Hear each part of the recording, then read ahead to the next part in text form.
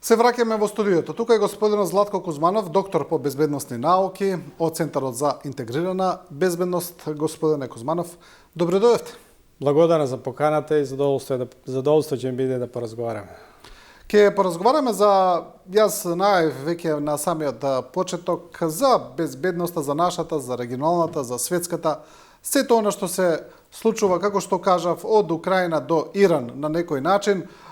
Иран е се уште актуелен, таму трае блокадата на тесницот во Хормуз, блокада што сега ја спроведуваат и Соединетите Американски држави, иако можам искрено да кажам, и за мене кој следам некако на дневна основа, не ми е баш јасно што таму се случува, кој кого блокира, кој поминува, кој не поминува. Се е нејасно, ми се чини, како што е и малку конфузна политиката на председателот Трамп, но не и се, ќе видиме. Сакаме, господине Кузманов, да направиме една анализа, но од еден поинаков агол од оној што сме го правеле досега, тоест да ги погледнеме овие геополитички безбедносни случувања низ една економска призма. Низ стратегијата на Америка за доминација на доларот на светските пазари, за сето тоа проследено со движењето на енергенсите и како сето тоа сега се менува или не се менува со најновата криза во Иран.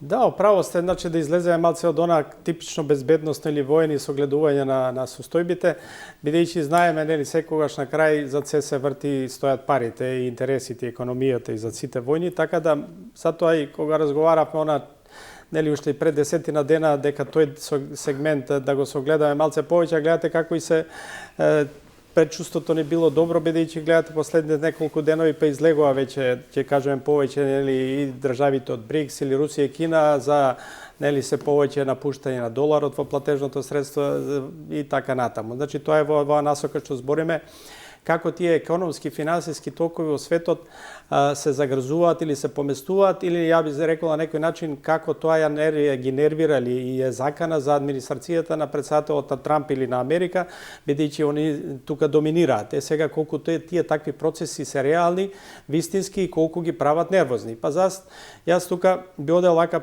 би кажал непократко неколку и факти за ова што го кажуваме да биде подкрепено, би зборувал тука, би сакал да објасниме кратко за обидите за загрозување на некој начин, не загрозување целосно, тие се уште доминантно на доларот како светска валута, за намалувањето на стратешките резервите со злато и повлекувањето од трезорите во Соединетите Американски држави, како тоа влие на политиката на администрацијата на САД.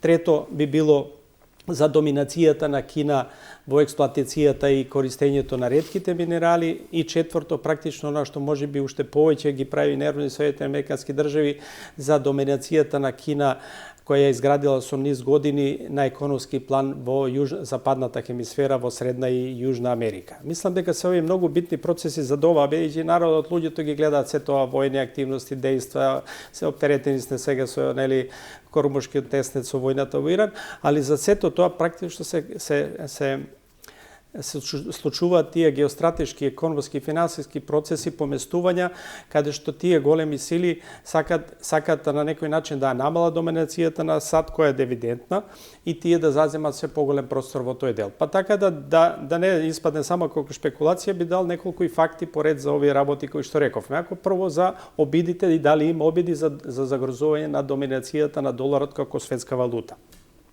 Знаеме дека тој систем е воспоставен веќе 80 години и во платежните средства и трансакции во светот доминантно е присутен доларот, и од што Соединетите Американски држави имат голем бенефит економски и финансиски. И тоа трае веќе 80 години од 44-та кога е воспоставен тој систем.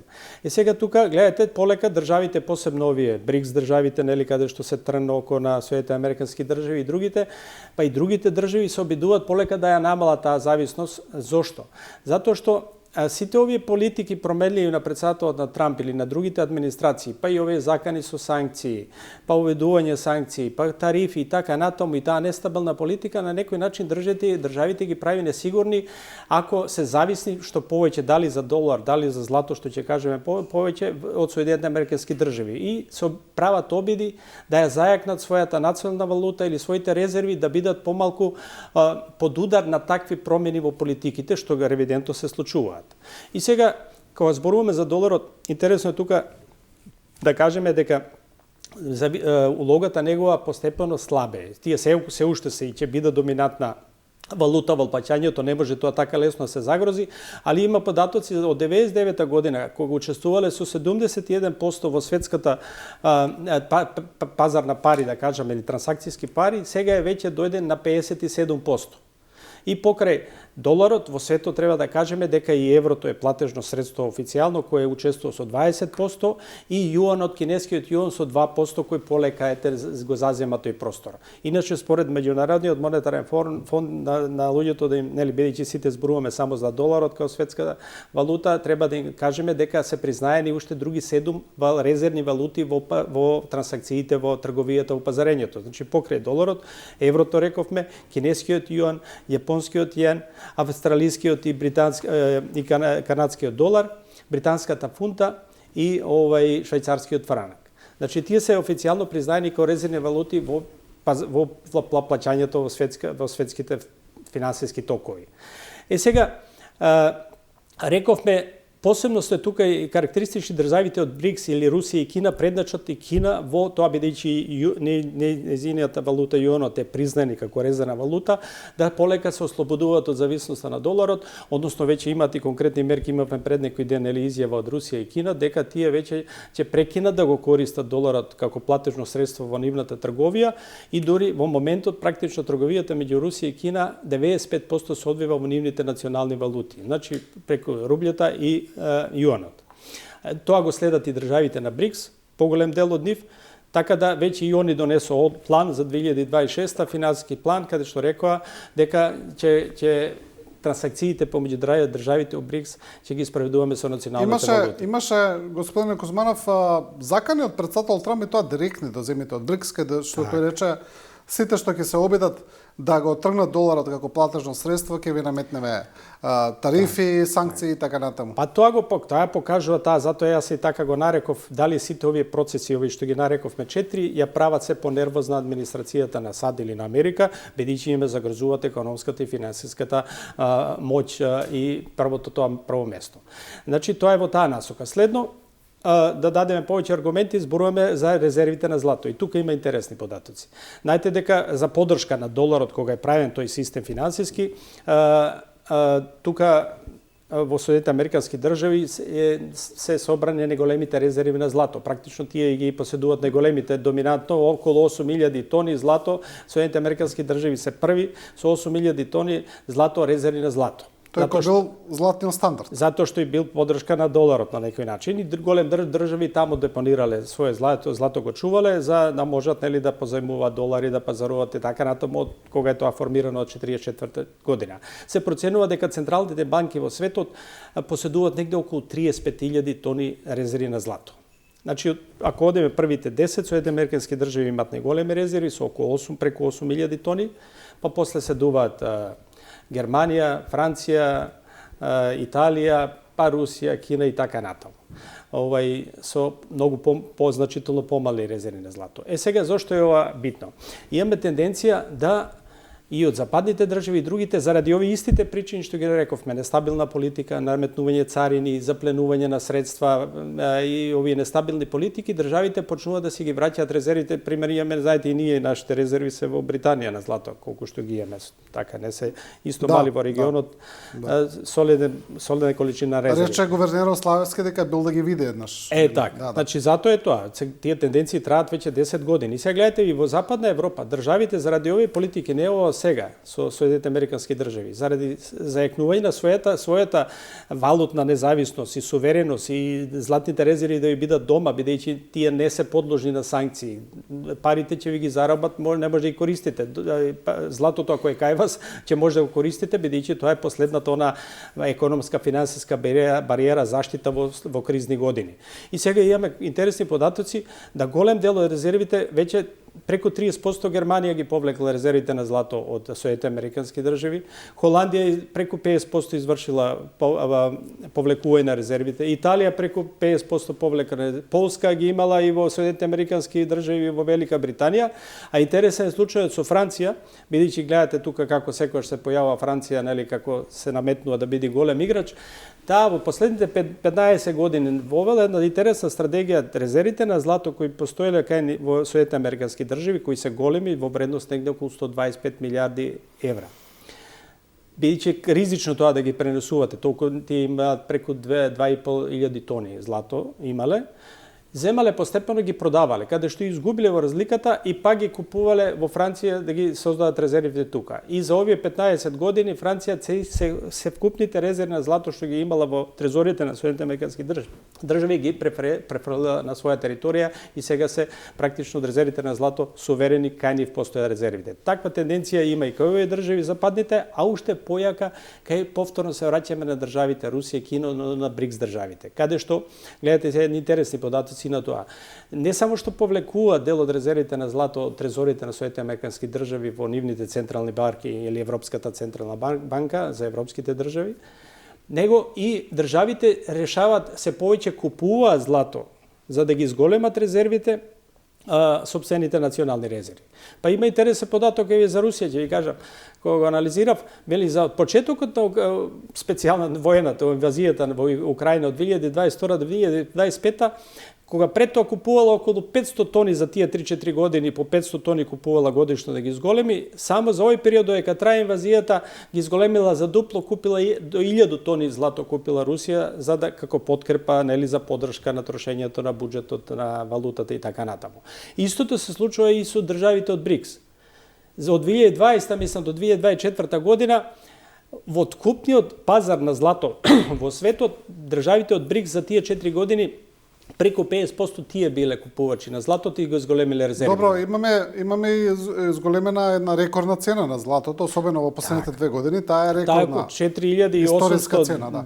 $4.800 Добро, по унца. Дали ова повлекување на резервите, особено на оние земји кои се сметаат за американски сојузници од Америка, може би е сега уште, ајде да речеме, со зголемена динамика после политиката и на Доналд Трамп.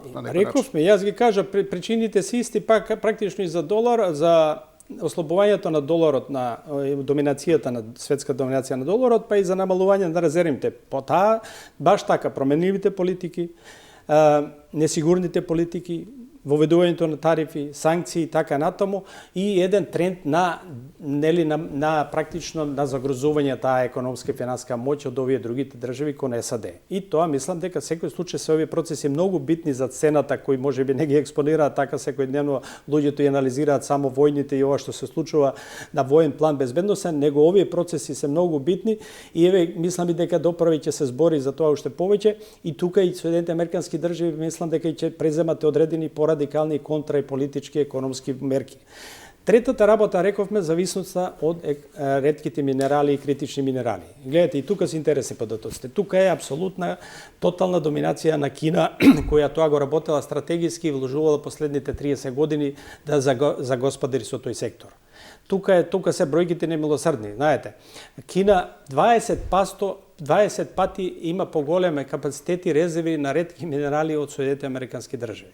Негде се околу 40 и над 44 милиони на тони имаат на ретки минерали, а Соединетите Американски држави негде околу 2 милиони. Значи 20 пати е поголеми за резервите на ретки минерали во Кина. Тука се знаете тие колку се потребни ретките минерали, негде светските организации И сад и Кина убројуваат негде околу 17 тие ретки хемиски елементи кои се потребни посебно за вештачката индустрија, за новата индустрија, за авиоиндустрија, за паметната индустрија и така натаму, војната индустрија, авиоиндустријата, каде што потребен пример ќе ви кажам, само за еден најсовремен борбен авион F-35 американскиот е потребно негде околу 400 килограми различни ретки минерали само во еден авион. Гледате колку е таа потреба, а не да не зборуваме за сите дови други гранки што ги спомнавме. И сега, нормално дека Соединетите американски држави увезуваат 70% од ретките минерали ги увезуваат од Кина. И тука доправо се обидуваат да преговараат, да намалат таа зависност и така натаму.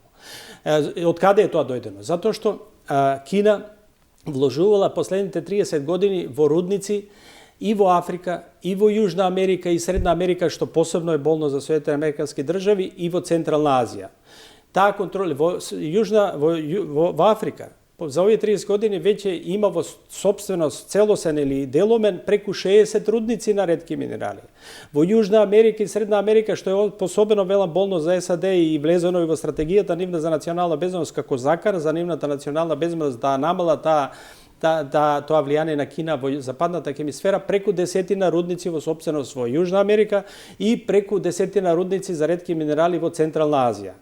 И сега, гледате, тука еве имаше дури политички ова за западната хемисфера, јасно ви е, нели, еве сега и што се случува со Венецуела и обидите на Америка да ги потисне, односно да ги прекине тие договори што го има или да не дозволи склучување на нови економски договори. Али гледате кој е тој проблем. Тоа се веќе правни работи, не можете ви тоа така лесно да го направите и во Јужна Америка, бидејќи се проценува дека инвестициите на Кина во Јужна Америка или за Средна Америка се во вредност негде околу 150 милиарди долари.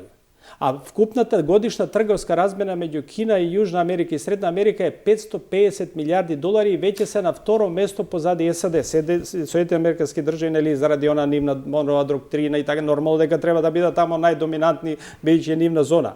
Кина успеала за сите овие години да дојде на второ место со 550 милиарди размена со државите од Средна и Јужна Америка. И тоа и текако прави притисок и нервоза на администрацијата на САД. Добро, но тука претпоставам дека најголем дел од размената била со Венецуела. Не само Венецуела. Венецуела е нафтата и ова што го знаеме. Тоа се експонира и работи, нели, нафтата.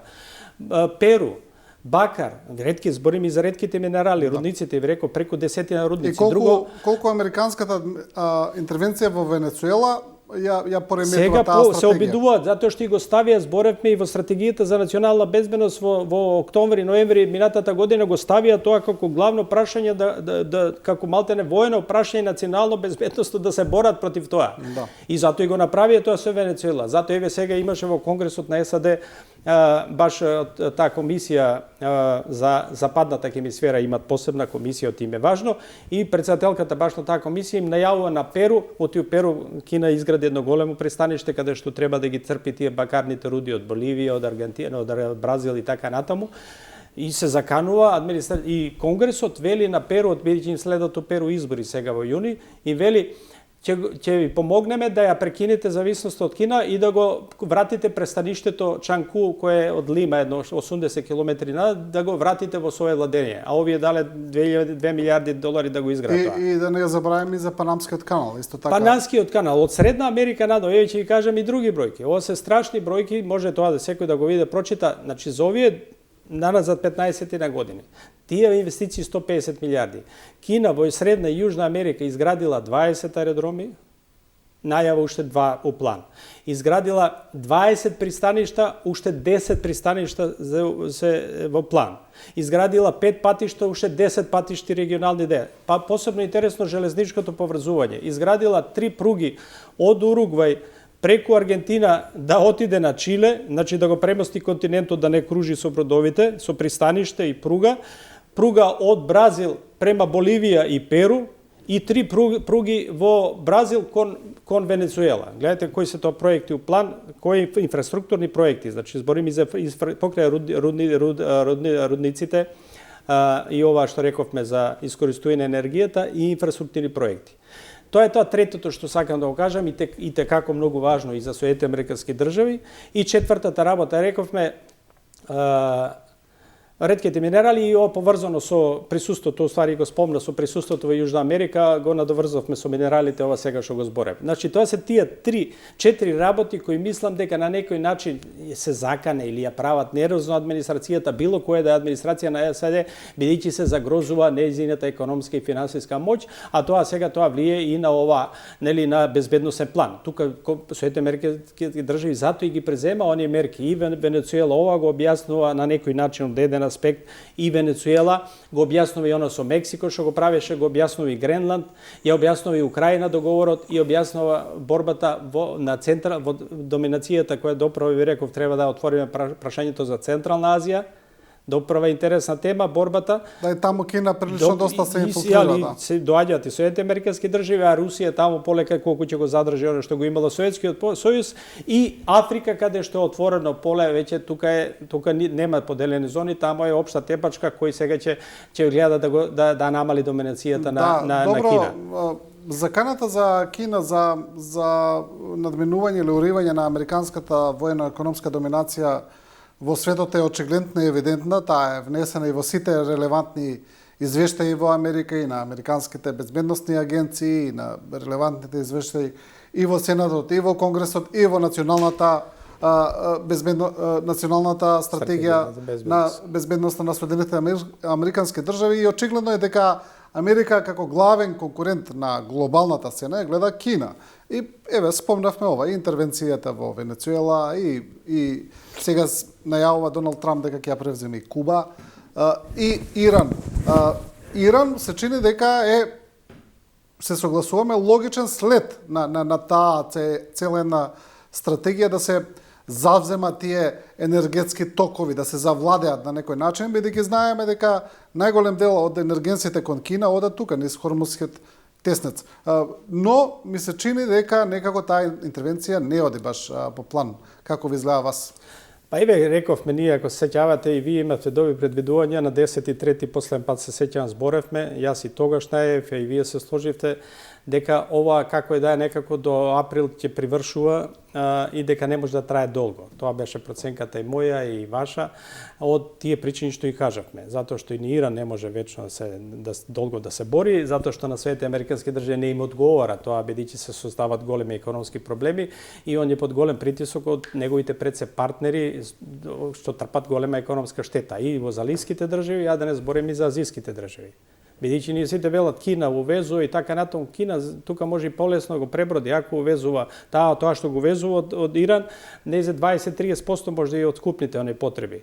Али увезува и Јапонија, увезува и Јужна Кореја, увезува и Тајван. Главните стратешки партнери на Соединетите американски држави, Јапонија 70%, Јужна Кореја 60%. Уште повеќе трпат повеќе, тоа не може да трае, затоа реков не може. И еве сега гледате се, одат јас реков и други ме прашува, се може да се случи, али ова мора да привршува некој начин. И еве сега ова са натегања, нели контрадикторни извори, има примери, нема примери, али сепак се оди ко нешто, се намалија, нели, еве задутре прекинуваат, утре мислам прекинуваат тие 2 недели тоа примеријето и сега мора да се најде нешто друго.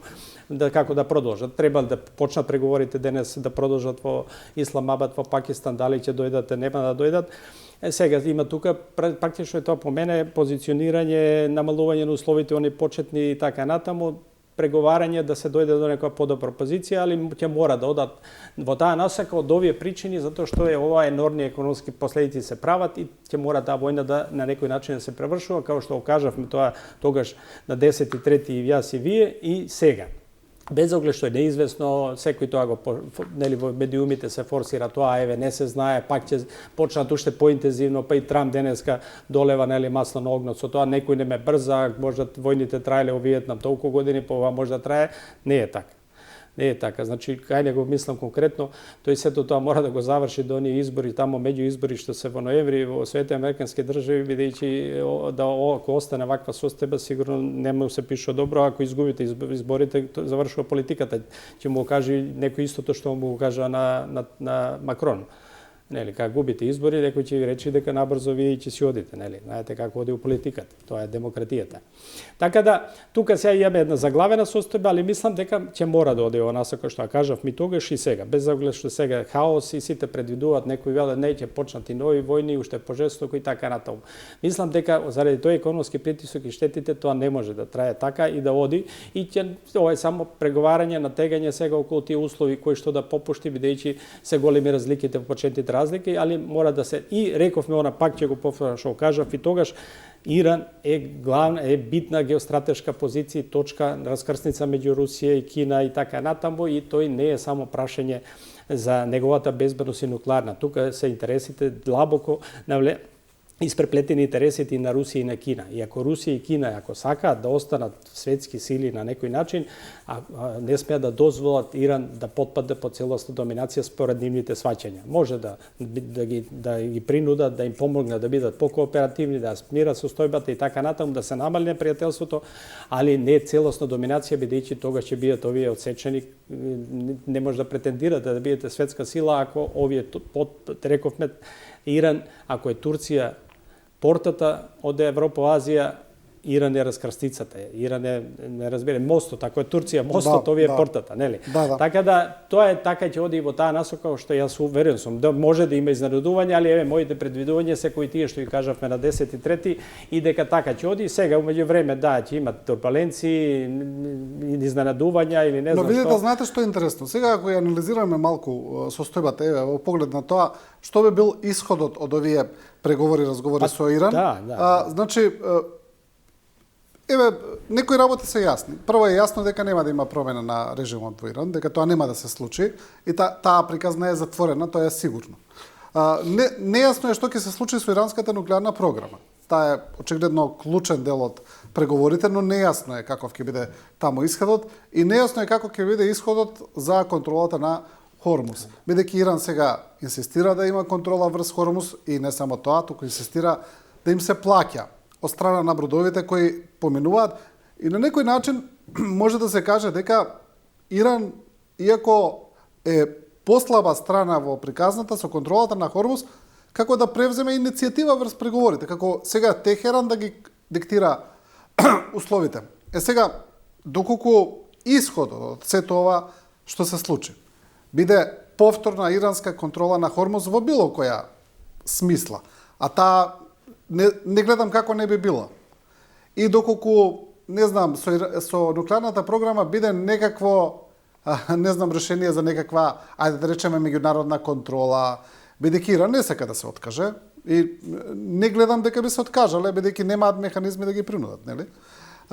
Значи, ние се враќаме повторно на ситуација, буквално на истата ситуација како пред интервенцијата. Не, јас не гледам така, не само на истата, туку на полоша ситуација. Не, јас мислам на полоша тоа е ваше во мислење, вред е така и тенденциите, што јас имам поинако мислење, ќе кажам, и баш спротивно, и ќе биде Иран кооперативен.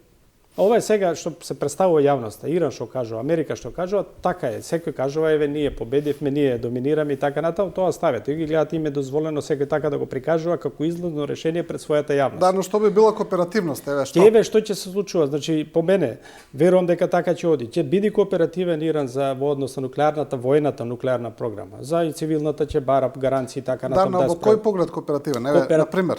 Кооперативен да прекине нуклеарната програма, воената нуклеарна програма сега и да се бара решение за тие негови збогатени резерви на ураниум со посредување на Русија и Кина. Тоа ќе биде. Да, но на таков начин, господине Кузманов, се враќаме на истото решение со нуклеарната спогодба која направи Обама со Иран, не на исто, туку на полош. Тогаш исто имаше, значи, меѓународна контрола на иранската нуклеарна програма, ограничување на иранските количини на збогатен ураниум на 2,63%. Да, зошто е се тоа, нели? Се парадокс. Тоа сакам да ви кажам. Парадоксот, тоа е парадокс. Не се враќаме на иста, на полоша состојба од тогаш. Војно се случува војна, вие очигледно овие дека имаат моќ да ја поразат и да ви направат штета, така натаму. Ова сега се ради економските, затоа што овие на веш начин користат економската позиција, нели, рековме со други начини да го анулирате предноста на поголемиот противник. И овие морат, не можете, јас реков и тогаш, не може ни вечно да не глорифицираме моќта на Иран дека он вечно може да се брани. Не може ни он вечно да се брани. Има ограничени и он ресурси, не може тоа вечно да трае. И затоа ви реков дека овие се присутни и Русија и Кина и ќе го практично, ви кажувам, моје мислење, дека ќе биде покооперативен. Тоа у јавноста ќе го прикажува, ќе слушате изјави едни и други дека... Да, но повторно ќе ве вратам. Епилогот на сето тоа ќе биде полож за Соединетите Американски држави него пред 10 години со стојбата, кога имале готова, кога имале договор за нуклеарно за контрола на иранската нуклеарна програма, кога тесницот во Ормуз бил слободно проводен, немал таква директна иранска контрола. Сега сакам да ви кажам дека после целата интервенција Иран ќе биде во подобра позиција, парадоксално, него пред 10 години. За тесницот мислам дека бидејќи сега видите, Иран сега има збогатено колку 60% ураниум. 60% 400 килограми. Тогаш се имал 2,63%. Ама вред, тоа е тоа за овој период што се случува, па сега се случи војна, не се очекуваше. Тоа е парадоксот. За тесницот исто ќе има некои компромиси, верујете ми. Не може Иран да задржи целосно доминацијата. Јас ви реков тогаш... Не, мене ми е поентата на неуспехот на целата интервенција, на реперкусиите кои преследуваат од неа. Тоа, ако го од Лабински, а у јавноста ќе се прикажува успехот, едните и другите ќе прикажуваат. И така се пласира пред нивната јавност. Ме разбирате? Сега тоа сега го кажувам. Тоа сигурно ќе го прават. Па тоа го прават. Ние сега можда, али тамо нема шанси да го презентираат критички, само критички. Ќе кажуваат како успеале едните и другите. И тоа веќе тече. И друго, ќе оди и во тесницот, гледате, и ќе бидат и присутни, ќе се најде договор тука и за тесницот многу полесно. Иран да има контрола и Соединените Американски држави, па и Европската унија најавува дека ќе прати своји бродови да се одблокира и да се обезбеди безбедност на тесницот. Кај што чекаат одлуките, трите држави, Германија, Франција, Германија и Британија најавува дека и они ќе пратат своји бродови. Тоа беше она замислата кога пред да почне војната. Очекував дека од Кина или Русија ќе пратат своји бродови таму пред да почнат борбените дејства, бидејќи ви сега Европската унија, Германија, Франција, Британија да пратат 20-30 војни бродови во тој дел. Не можете да фрлате ракети, ќе ги терате да преговараме, разбирате? Јас мислам дека тоа ќе го направи Кина и Русија покрабро, тогаш не го направија на почетокот за да спречите да потпочне војната. Бидејќи кога имате големи сили умешани со војни средства, веќе сакате неќете мора да преговарате и да се барат неколку компромиси. И тоа ќе следи за тесницот. Верујете. Значи, да ги оставиме оние радикални решенија, ова позиција, да, таа била тогаш, ови меѓувреме напреднале, па се случи војната, не очекувале, па им нанеле голема штета, изгубиле своите, сите губат тука во одреден ден изгубиле, па и тоа е парадоксот на војните. Дека пак ќе седнат, ќе преговарат и прашање сега колку ќе добиеш од таа почната позиција пред тоа, али како ќе го представиш тоа пред јавноста. Председател Трамп или администрацијата секој ден збори како е тоа најголем успех, никој не го постигнал пред тоа и така го пласира. Колку тоа ќе помини, не ќе видиме по ноември на изборите, меѓу изборите или на другите. Тогаш ќе го знаеме. Меѓувреме не може да го знаеме, можеме само да анализираме. Значи, тука во таа насока ќе го оди, јато велам, јас оно што го рекам, независно од режимот, они велат го смениле режимот. Нови лица, Добро, не може да кажат лицата, раководството. Они може да кажат што сакаат, но тоа не е раководството и они не е фактички состојба. Раководството вика го сменивме. Со самото убиство, најварварски, он вика го сменивме. Да, но тоа не е исто со режим. Режим е нешто друго. Па рекаме за раководството, се коригира, векаме за раководството и не им е битно, века не им е битно, лица ставивме други што ќе бидат режим е систем на владење. Ама го зборевме и тоа. Сменив 40 луѓе, ќе бидат покооперативни, нека си владеат таму како мислат да владеат, нив никој ако народ веќе не се буни, нека им бидат тие. Битно ми е да бидат кооперативни и да не бидат пред тоа непријателски настроени како што биле. И јас верувам дека Кина и Русија тоа ќе го издејствуваат од Иран. На некој начин. Се е можно, ма еве јас размислам во таа насока. И мислам дека околу тоа ќе оди така и затоа велам дека може нема да оди на војни решенија, повторно да разгори војната и така. На тој зборев ми реков и тогаш дека Израел ќе мора да слуша, без оглед што е војствен, дека е екстремен, тие се уште поекстремни што му се таму владата на Нетањаху. Видите, гледате кои се тоа верски екстремни партии што коалицираат. Па ќе мора, затоа што зависи од таа помоќ на безбедносен план од Северните американски држави, мора да прекине. Ќе му рече застани со нападите во Либија, ќе мора Ливан ќе застанеш. Не можеш, без оглед што мисла нели целото јужен дел да го окупираат. Да. Така да во таа насока ќе одат без оглед што дневно се поинако пласира и се подгрева тука нели военствено и така надори и некои нуклеарни оружји и секакви анализи. Јас одам да една по-логична размислување, трезвено, кое ти пред тоа како зборевме така одеше. Сега да не поведи ова застоите и така натаму индивидуални изјави по-жестоки или контрадикторни да не води во некоја друга насока. Јас така размислувам. Мислам дека ќе оди во тоа, досега обично така излегуваше. Да, но епилогот на крај ќе биде дека целата интервенција е направена без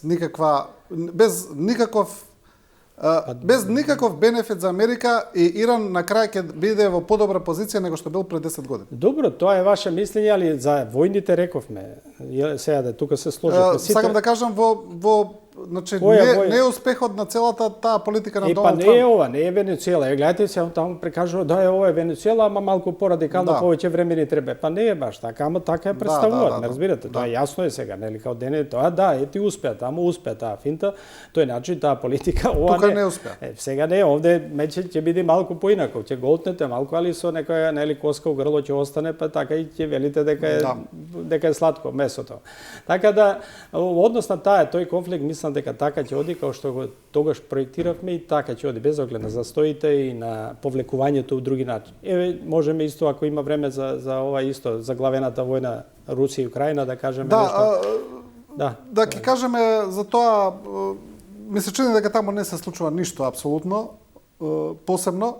Сака да ја прашаме дека нема уште многу време до крај. Да. Или ова за регионот овде во поглед на регионот, да, во поглед на ова што се зборува за Радев и за сакам да ве прашам за него во поглед на тој аспект за што зборат за неговата проруска политика.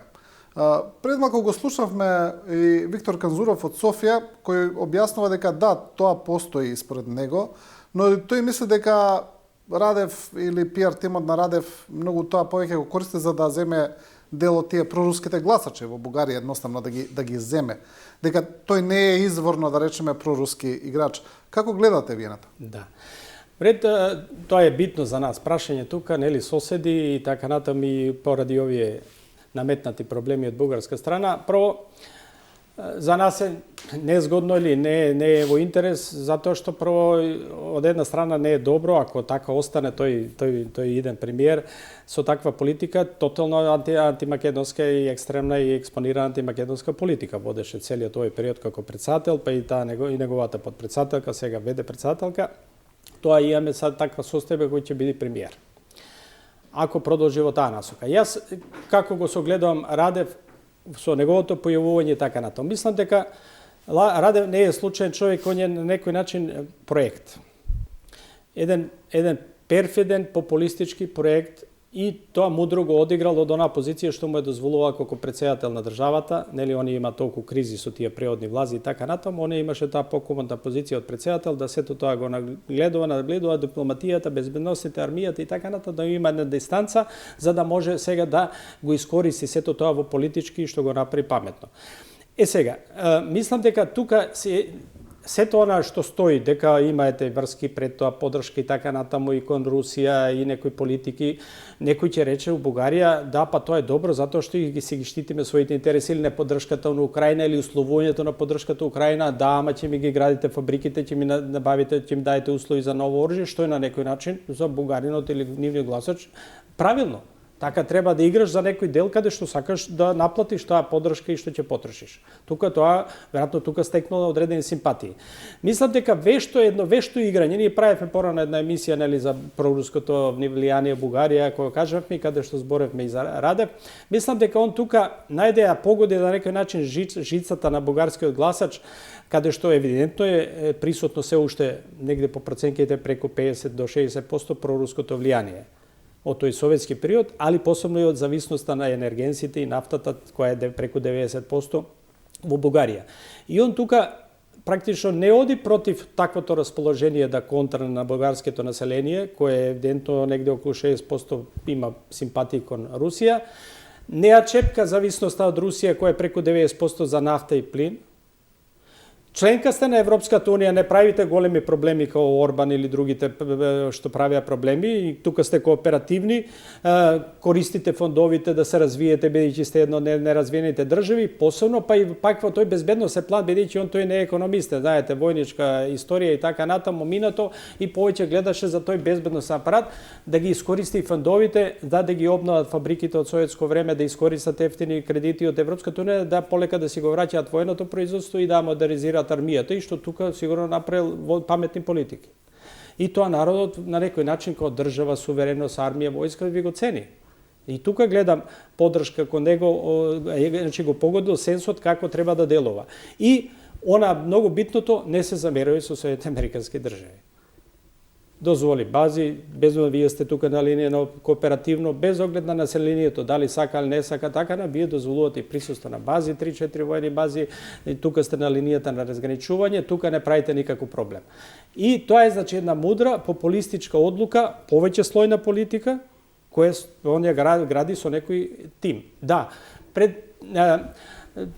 претежно е тоа мислењето дека он сепак некој проруски играч. Некои велат, не, тоа е само заварување, дека може би е проамерички, али ова е само продавање на сликата, бидејќи такво е клиентилата, такво е гласачкото тело, па мора така да настапувате. Тука е таа сега дилема, али мислам дека она првото сепак по мене, и јас сум во таа насока размислам, дека сепак е он со сваќањето и така над поблиску до Орбан и до овој на словачкиот претседател, нели, за во однос на Русија, и дека така ќе игра, а бидејќи таква им е позицијата и улогата.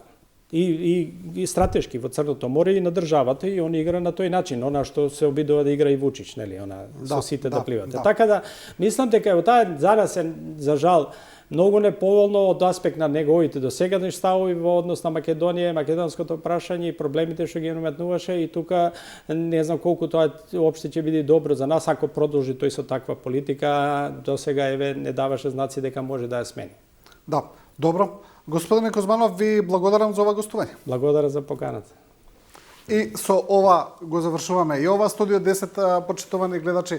Ви благодариме на вниманието и на довербата. Останете со програмата на Телевизија 24.